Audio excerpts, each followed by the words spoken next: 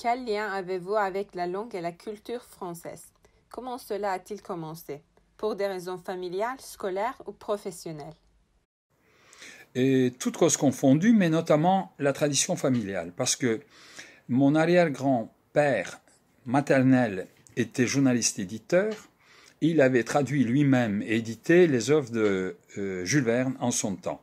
Mes grands-parents maternels parlaient français, mes parents aussi, et mon père a adapté et édité le Grand Larousse encyclopédique en turc pour la première fois. Ma mère avait déjà traduit Les Chemins de la Liberté de Jean-Paul Sartre, entre autres, moi, quand j'étais enfant. Ma sœur était élève au lycée Notre-Dame de Sion. Et donc, quand je suis arrivé à l'âge de choisir une école, parce que mes parents m'ont laissé le choix, et j'ai choisi donc, par tradition, notamment, je pense, la langue française et notamment le lycée Saint-Benoît, parmi les lycées de grande qualité qui enseignaient en français à Istanbul. Donc j'ai choisi Saint-Benoît.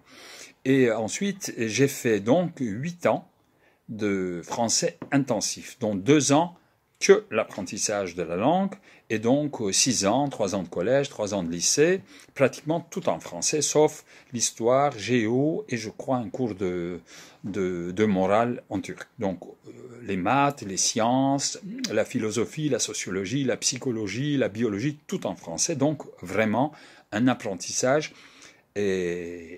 intensif et profond de la langue française. Ensuite, une fois mon bac en poche, et au lieu de rester en Turquie dans le cocon familial, dans le confort de la maison maternelle, et de faire l'architecture comme je voulais faire, parce que j'ai gagné le concours et je me suis inscrit à la faculté des Beaux-Arts pour faire des études d'architecture, j'ai choisi d'aller en France pour des raisons personnelles, et plutôt que d'aller à la capitale, j'ai opté pour la belle petite ville d'Aix-en-Provence, et plutôt que la Sorbonne où je me suis inscrit, j'ai changé d'avis et j'ai opté pour la faculté d'économie appliquée de l'université d'Aix-Marseille 3, comme ça s'appelait à l'époque. Donc j'ai fait une licence plus une maîtrise pas d'économie, d'administration économique et sociale en fait, où il y avait plus de droit, plus de sociologie, etc., etc. Donc il y avait plus d'utilisation de la langue française. Donc ça m'a aidé aussi à apprendre un peu mieux la langue française. Donc cela fait exactement cette année 50 ans que, puisque j'ai commencé le lycée Saint-Benoît en 1969, cela fait exactement 50 ans que je suis un élève, un éternel élève, et que j'étudie, j'apprends toujours de nouvelles choses, et que je suis toujours émerveillé par la langue française. Vous devez avoir des souvenirs marquants liés à la culture et à la langue française. Pourriez-vous nous raconter un de ces souvenirs, s'il vous plaît? J'ai beaucoup de souvenirs, bien sûr, mais notamment celui-là que j'aime bien. Et je devais avoir 13-14 ans, puisque je commençais à déchiffrer Le Monde, que mon père recevait à la maison. Et je lisais les critiques littéraires. Je ne sais pas si ça s'appelait déjà le monde des livres à l'époque. Et dans un article qui parlait du Moby Dick de Herman Melville, le critique littéraire disait que c'était une œuvre majeure de la littérature internationale et qu'il fallait savoir la lire entre les lignes. Et le jeune Sardar de 13-14 ans essayait de lire en sautant une ligne, ça donne rien, 2 lignes, ça donne toujours rien, 3 lignes, ça donne toujours rien. Finalement, je vais voir mes parents pour dire, je comprends pas, je saute, j'essaie de lire entre les lignes et ça donne rien. Et ils ont dû m'expliquer ce que voulait dire lire entre les lignes.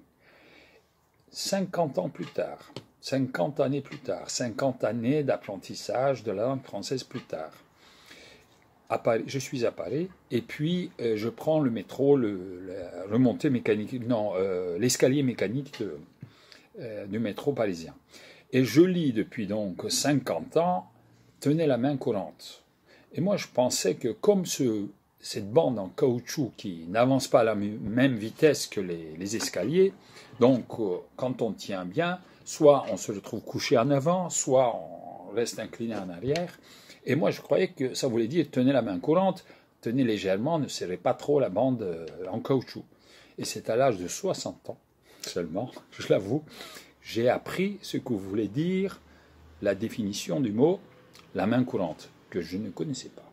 Comme quoi, on est toujours élève, on continue toujours à apprendre, ce qui fait la beauté et la richesse de l'apprentissage d'une langue, notamment de la langue française, qui est une langue assez compliquée et assez profonde quand même.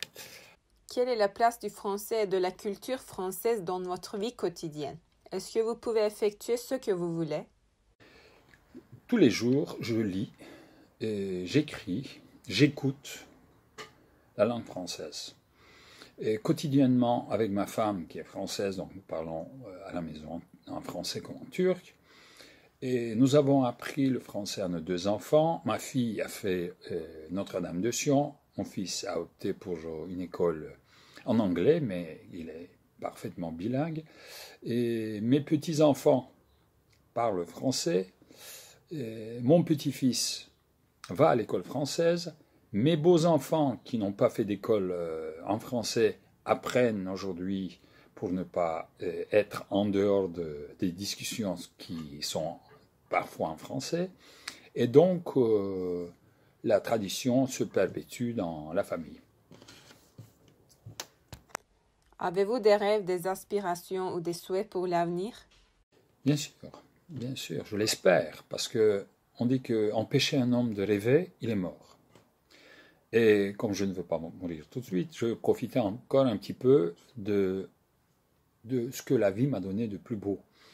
Et c'est Pierre Desproges qui disait « Vivons heureux en attendant la mort ».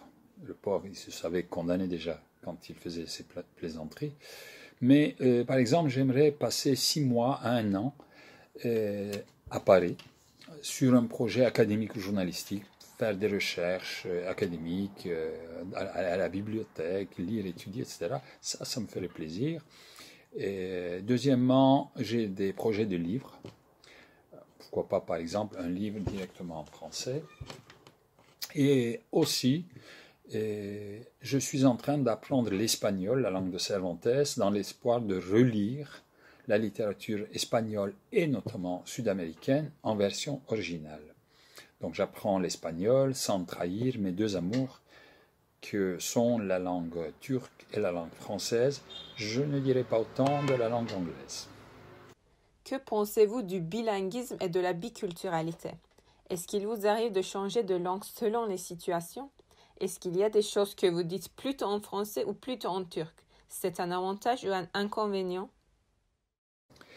Si je suis pratiquement bilingue en ce qui concerne le turc et le français, et si je suis un des plus français, entre guillemets, des Turcs que je connaisse, tenez par exemple, voilà une des subtilités, une des richesses, mais en même temps difficultés de la langue française. Est-ce qu'il faut ici employer l'indicatif ou le subjonctif? Est-ce que je dois dire un des plus français des Turcs que je connais ou que je connaisse? Ça se discute. Bon. Je disais, si je suis pratiquement bilingue, je reste convaincu qu'il faut qu'il y ait toujours une langue et une culture qui dominent. C'est-à-dire le bilinguisme, oui, mais à condition que l'on soit turc et de culture turque en Turquie et jamais entre 2 cultures. Au tout début de notre liaison, quand on parlait mariage avec ma future femme, je lui ai fait une requête. Elle l'a parfaitement comprise, elle m'a soutenu. J'ai dit, si demain on a des enfants, si on décide de vivre en Turquie, élevons nos enfants comme des enfants turcs ayant une mère française. Si on décide de vivre en France, élevons les enfants comme des enfants français ayant un père turc, c'est-à-dire parfaitement bilingue, maîtrisant parfaitement les 2 cultures, mais avec une langue et une culture, et celle du pays où ils vivent, qui domine. Pour ne pas faire de nos enfants demain des bâtards entre deux cultures, entre deux civilisations, parce que j'ai vu des cas vraiment tristes. Donc, pour moi, le bilinguisme, oui, sans hésitation, à condition de faire en sorte que la langue et la culture du pays, quand même, dominent pour pouvoir vivre, pour rester intégré. Et en ce qui concerne la biculturalité, comme vous dites, c'est la même chose. Oui, sans hésitation, mais à condition de bien maîtriser la culture du pays et de ne pas faire donc de bâtard entre les deux. Et en ce qui concerne l'usage quotidien du français, dans votre question, oui. Et nous parlons français tous les jours à la maison, puisque ma femme, donc, comme je l'ai dit, elle est française. Et nous passons d'une langue à l'autre, nous commençons une phrase en turc, nous continuons en français sans même nos rencontres. Et nous avons aussi, nous parlons aussi avec nos enfants et maintenant avec nos petits-enfants. Nous faisons un peu en sorte que nos enfants et nos petits-enfants ne perdent pas, parce que eux, ils ont moins d'occasion quand même de pratiquer le français tous les jours, vu que l'anglais aujourd'hui vraiment domine inéluctablement. Donc, et nous essayons de protéger un petit peu la langue française, leur connaissance en français.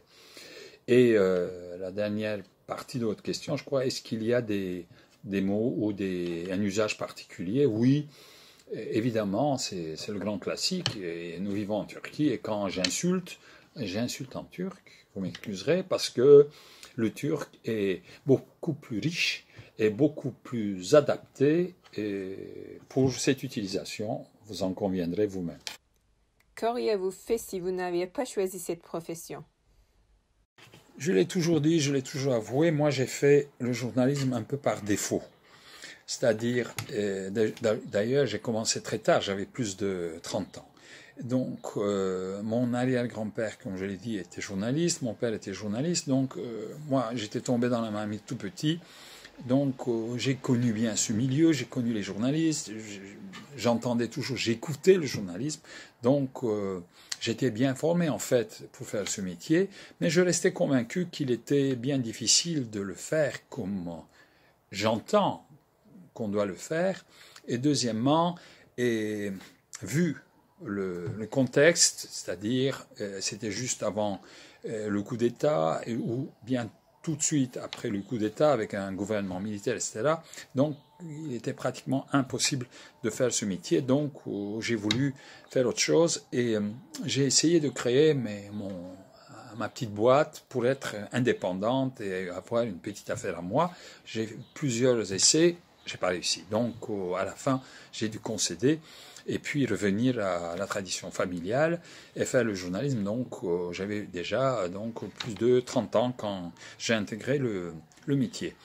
Et sauf au début où j'ai travaillé un court temps, pendant 1 an et demi, 2 ans pour M. Jean-Louis Servan-Schreiber, le groupe Expansion, tout en restant en Turquie. Et j'ai travaillé pour un journal économique, etc. Et ensuite j'ai travaillé les 25 dernières années pour le même patron et les 25 ans pratiquement pour un même journal